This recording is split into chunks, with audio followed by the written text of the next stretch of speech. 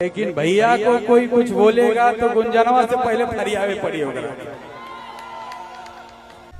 देखिए, मुझे कोई खरीद नहीं सकता, मैं प्यार का भूखा हूँ।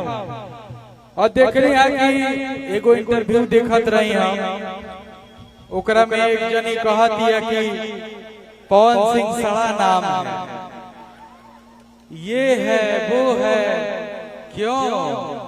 एक दिन आप भी तो मंच पे उनके साथ क्या क्या नहीं कर रही थी। प्लीज ऐसा मत बोलिए। जब आप उनके साथ अगर समय बिताई है, चाहे कोई भी कलाकार हो भोजपुरी का, तो प्लीज ऐसा मत बोलिए। जिसके साथ भी आप बिताइए, चाहे कोई भी हीरो हो, कोई भी स्टार हो, प्लीज उनके बारे में ये मत कहिए कि आज ये हो, आज कल साथ रहूं तो ठीक रहे, और जब दूर हो गए तो कहता कि हाउ हाउ। अरे नहीं, उनका नाम देखो।